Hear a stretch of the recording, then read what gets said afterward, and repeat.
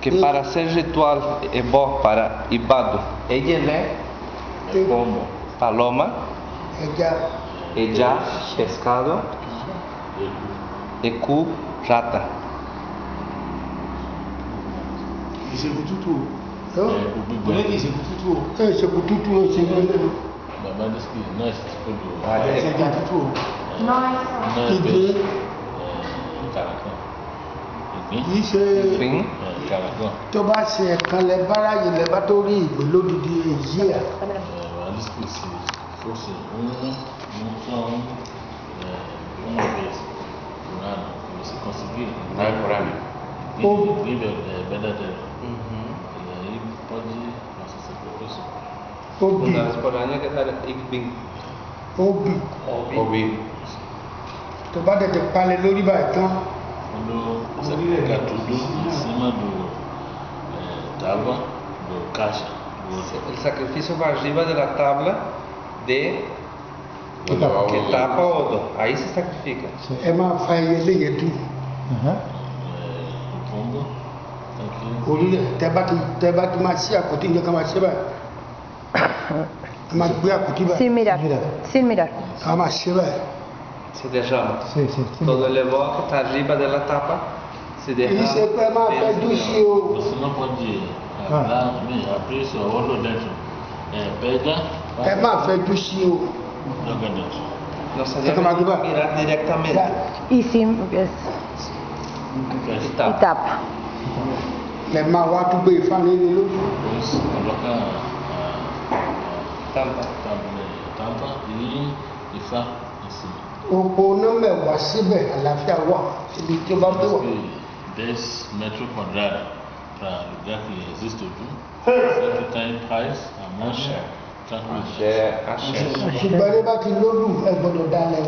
Babá diz que qualquer pessoa que tem odò não pode trair, não pode ter traição. Ní gbogbo ẹ̀sọ́ bá lódù ti yẹ̀wò nígbà jòkó síbí.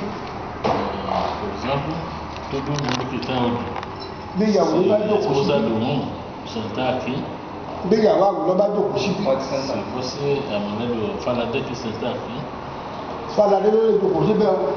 só a faladeiro que pode sentar. Ẹ ṣe pé kí ìyàwó rẹ kó bẹ̀ tẹ̀ kó dìde bí ti ṣe báyìí. Se a mulher sentar aqui e levantar, Ẹni bá ń ṣe bẹ́ẹ̀, Non puoi. ẹni bá ti ń ṣe bẹ́ẹ̀ o ti bẹ̀rẹ̀ sí dalẹ̀ o. quem faz isso já começa a traição. Ah, Gbogbo ẹ̀jẹ̀ bá ti lódù ẹ gbọ́dọ̀ cooperate. Todo mundo que tem odò tem que sempre ser Axé. unido, harmônia Axé. e amor paz. Wọ́n wá dà gẹ́gẹ́ bí ibi ẹ fẹ́ ìyàwó sílé. Ẹ ti fẹ́ ìyàwó kó fáwọn yìí. Igual quando o homem casar com mulher. Então agora você, o odò, Casou com você outro. já casou para sua irmã. Aya Ifá ni obìṣẹ́. Mulher, mulher, a esposa do irmão. axé.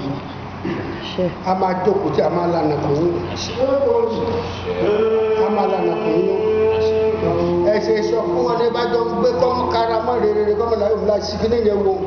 Tem que você Tó bá ṣì wo ojú àfọ́. tem que você avisa todos que vivem com você não fazer erro ou quer fazer alguma coisa fingir, quer nada, não tem nada. E abrir olhar.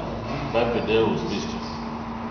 Entendeu? Tó bá ti di ọdún èyí à, Depois de um ano, tó bá ti lágbára kẹ́ pawọ́pọ̀. qualquer coisa que você tem, Ká fún ǹjẹ́ bá ti lágbára kò sí bẹ́ẹ̀ fún diz que ele não está mandando você, também não é por a força, mas qualquer coisa que você puder, kẹ́ fúnra ní ká mú kó Ọ̀rúnmìlà. você tem que sempre mandar para a Ormila. Um Bem. presente. Que Todos Una vez por año, que él no está obligando, que no es una obligación. Ẹ ṣe pé mo fọ́ Pero que así funciona Axé. en Uruguay. Axé. Que una vez por año el que tiene odo Axé, babá. tiene que ir o hacer llegar al Babá Presente. un regalo, un presente, por el hecho de que el representante Babá Urumil. qualquer coisa,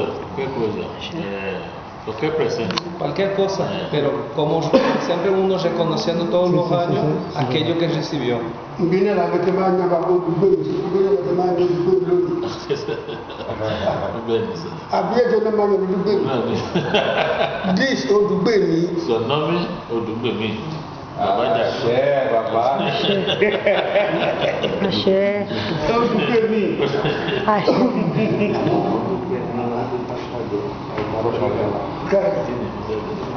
Ìfàṣàdédé. Latência Linache.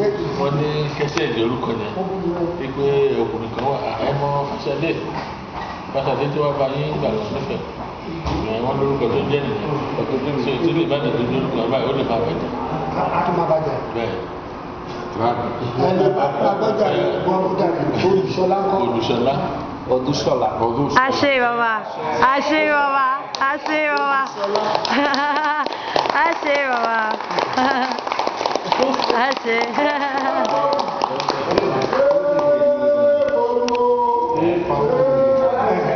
iṣẹ́ wa tó lọ́wọ́ kò ká bẹ̀rẹ̀. Olùsí. Àgbọ̀nrán. èjì ló máa kọ́kọ́ bẹ̀rẹ̀. Àgbọ̀nrán.